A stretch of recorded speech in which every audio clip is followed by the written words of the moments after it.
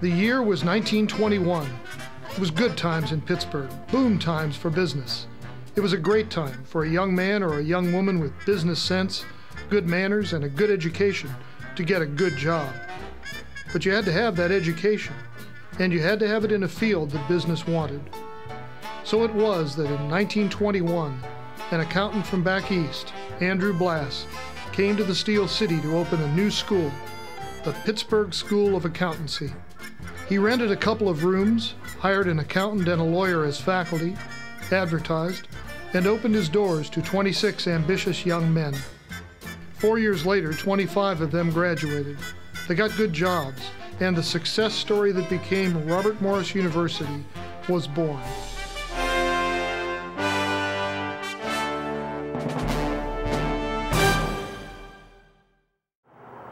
The Pittsburgh School of Accountancy certainly delivered on its promises to its students. By 1934, it had trained more successful CPA exam takers than any school in Western Pennsylvania. Success meant growth, and it meant diversification. By 1935, the School of Accountancy had become just one division of a more comprehensive business college, as general business and secretarial studies were added. The original accountancy name was just too limited, so what to call this new school? President Richard Kuhn studied the matter and hit upon the name Robert Morris.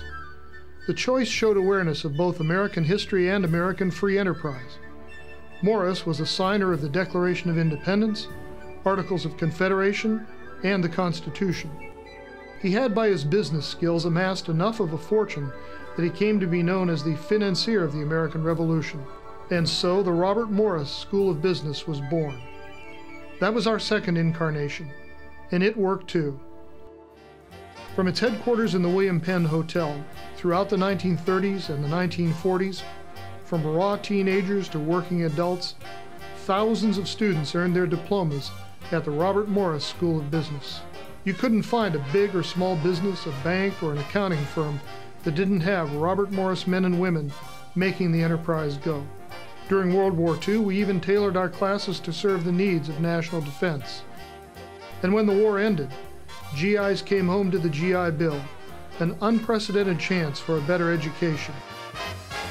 It was that post-war demand for education that gave rise to our third incarnation. In 1948, John R. McCartan bought the Robert Morris School of Business, shortened its name to the Robert Morris School, and for the next 18 years fed that educational hunger. More business programs were added, and the secretarial school grew to be the largest in the state. The Robert Morris School was so successful that the William Penn soon wasn't large enough. The school relocated to its present downtown campus on Fifth Avenue, located, as many Robert Morris grads will tell you, where Fifth Avenue crosses Sixth Avenue. Where else but Pittsburgh does Fifth cross Sixth? Student clubs and organizations flourished, the old accountancy dance became the all-student snowball, and housing was found for out-of-town students who wanted that very valuable Robert Morris pedigree. A group of the most poised and confident Robert Morris secretarial students became the very first cheerleading squad for any NFL team, the Steelerettes. But even more change was on the way. In 1962, the Pennsylvania Board of Accountancy ruled that even to sit for the CPA exam, you were going to have a college degree. A commercial school diploma just wasn't going to be enough. So Robert Morris reinvented itself again. President McCartan hired educator Charles Sewell as his right-hand man, and they made their case to the Pennsylvania Department of Public Instruction to be allowed to grant degrees. They had the faculty, the facilities, the curriculum, and a host of successful alumni. The state agreed. So in 1962, Robert Morris Junior College, our fourth incarnation, was born. The successes kept building. Soon even the large downtown campus wasn't big enough. John McCartan bought the old Oliver Kaufman estate in Moon Township as a site for a second campus. It was over 200 acres, room for a grand vision of a comprehensive college. And in the late 1960s, with Charles L. Sewell now as its president, Robert Morris entered its fifth phase, as the junior college gave way to Robert Morris College, 4-year degree-granting institution. Of course, that first 4-year degree was the Bachelor of Science in Business Administration. When Dr. Edward Nicholson assumed the presidency in 1989, he knew how to build from success in a crowded market. Ed Nicholson believed that you find niches to fill, that you design the very best programs to fill those niches, and you hire the very strongest faculty to teach in them. Robert Morris College was firmly built on business education, but very soon it had bigger dreams, new niches, and firmer foundations to be poured. Before long, there were programs in English and communications, computer and information systems, television and video, graphic design, and logistics. There was a degree in nonprofit management, in elementary education, in engineering, and in nursing. We even created a special college devoted to the needs, interests, and learning styles of adult learners. And before long, we became much more than a college. In January 2002, we became Robert Morris University. The new university adopted as its mission, preparing students for career fields in a technological society.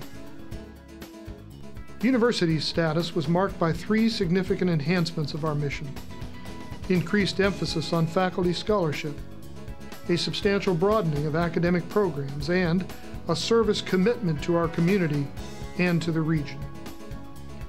We're meeting the mission. Robert Morris University has stayed on task, the task of building foundations for success. We host the largest career fair in Western Pennsylvania and offer students a magnificent career center. We boast a placement rate of over 90% of our grads. A vibrant student center, the Nicholson Center, hosts dozens of student clubs and organizations.